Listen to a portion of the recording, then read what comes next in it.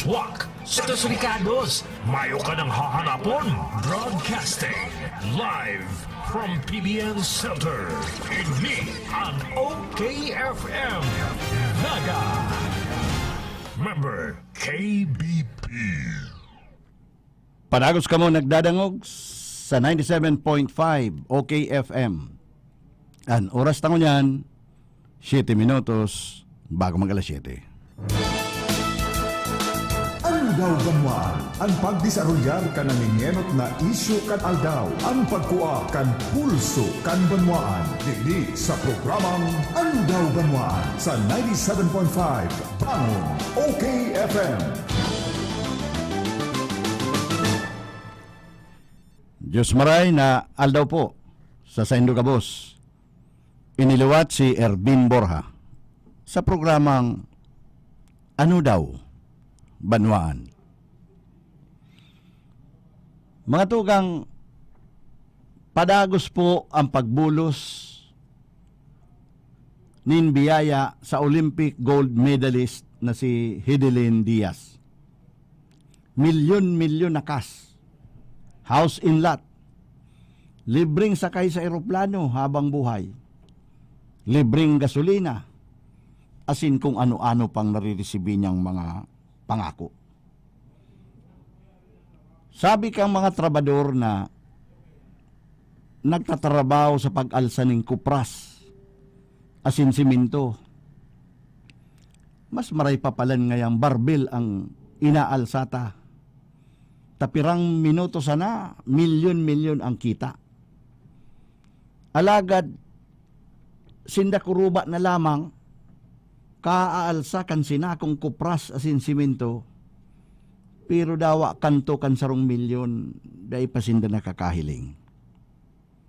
Katugang kung ngunyan, nag-uuran ang biyaya na nariresibi ni Hidilyn Diaz. Tas siya guminana na.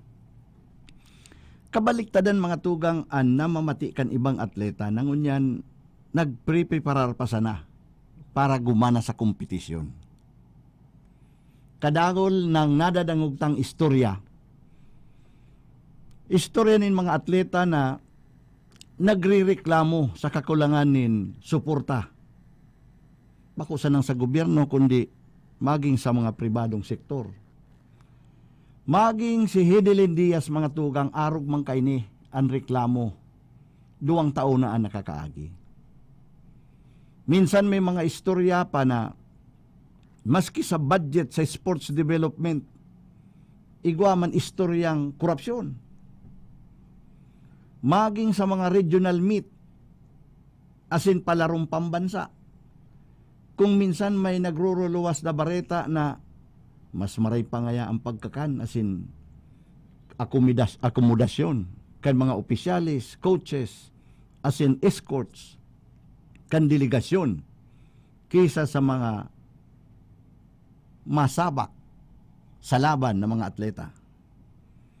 Igwa nga ning surubahan na kung minsan ang mga atleta ta na panlaban sa boxing, pag natitikab, minsan nasuro ka, excuse sa mga nagpaparamahaw.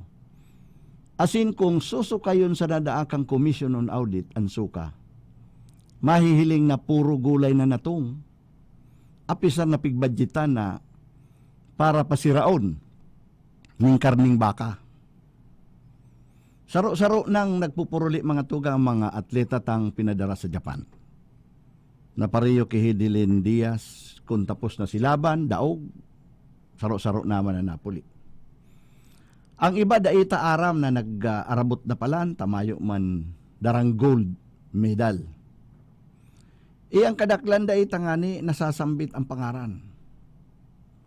Pero pareho ni Hidilyn Diaz, sinagabos nagsakripisyo,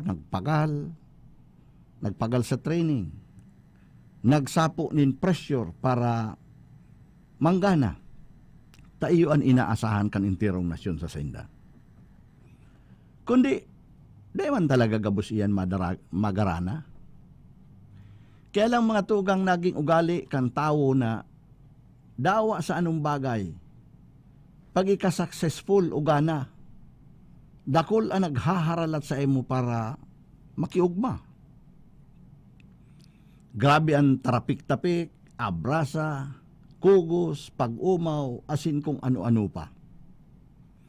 Arog mga tugang kihidilin Diaz, ngunya na nasa cloud 9. Kung ano-ano ang nariresibe, bako sa nang hali sa gobyerno. Kundi mga offer hali sa mga pribadong kumpanya. May mga nagsabat kasubanggi na mga kairiba sa Air Force, mga opisyalis kang gobyerno, idinagos pa sa Magayuna Hotel, Sofitel Hotel. Mga tugang, an namamati ni Hidilyn Diaz. Kan siya dai pananggagana asingon niya na nanggana na. Totoo ang sabi.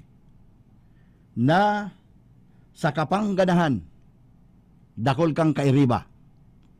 Pero sa kadaugan, baka magsulusulo ka.